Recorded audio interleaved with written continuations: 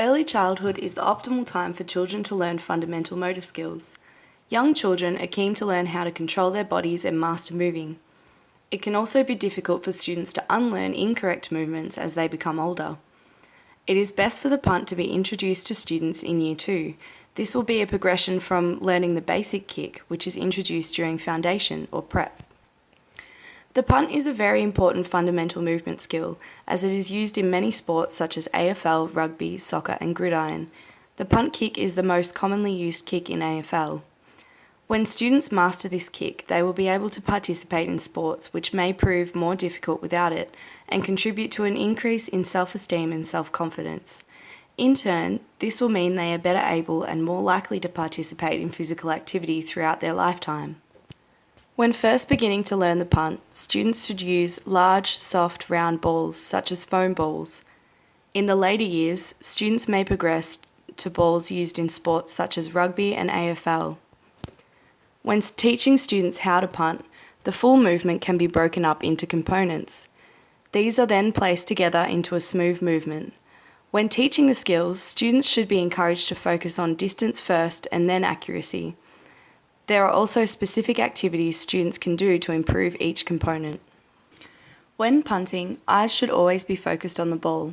In preparation for dropping the ball, it should be held at hip height, straight above the kicking foot. Students will step forward onto the non-kicking leg. A marker may be placed at where to step. This will remind students of the action. Then, bend the kicking leg backwards in preparation for the punt. Hip extension and knee flexion should be of at least 90 degrees during the initial movement. Students will then need to guide the ball down using one hand towards the kicking foot. Get students to physically touch the part of the foot that the ball needs to be kicked with. The arm on the non-punting side should swing forwards, then sideways with the kick. Lastly, the punting leg should follow through after the kick towards the target. Pointing the toes of the kicking foot at the target after the kick will ensure an improvement in accuracy. When providing feedback to students completing the punt, give one major instruction for improvement at a time. This will ensure that the students are focusing on what they need to improve on most, and also allows them time to practice without feeling overwhelmed by too many instructions. Whilst giving the instruction, stand to the side of the student and make the instructions as clear and succinct as possible.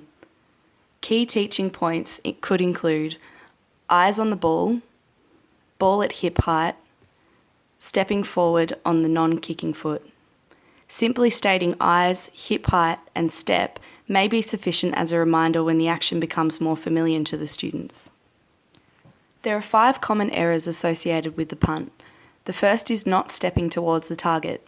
This means the student's hips are not square to the target when they kick, which is important as the ball will usually travel in the direction the hips are facing. This error can cause the ball to hook during flight and will not promote accuracy.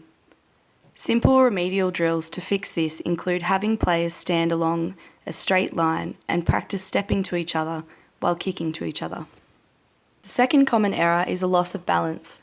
During the punting motion, students can lose their balance. This may reduce their ability to perform the skill effectively. To address this issue, we must look at the non-ball dropping arm. This arm is used to help maintain balance during the backswing and follow-through. The third common error is the absence of backswing, which greatly limits power that can be achieved while performing the punt. To address this, the students should be prompted to try and achieve a 90-degree bend with their kicking leg during the backswing. They may practice touching their foot to their back in order to strengthen this movement. The fourth common error is not watching the ball. Students need to maintain eye contact with the ball, otherwise accuracy will be limited.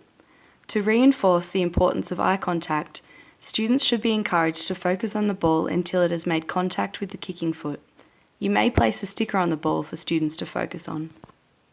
The fifth and final common error is not producing the correct ball drop. If the ball is dropped too high, it may not accurately fall at the top of the foot.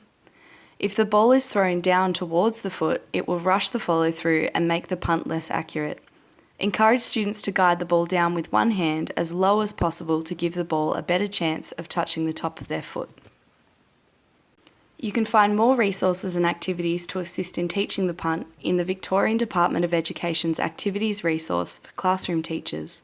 There are also some brilliant instructional videos on YouTube from professional sports people and many games and drills on the AusKick website for younger students.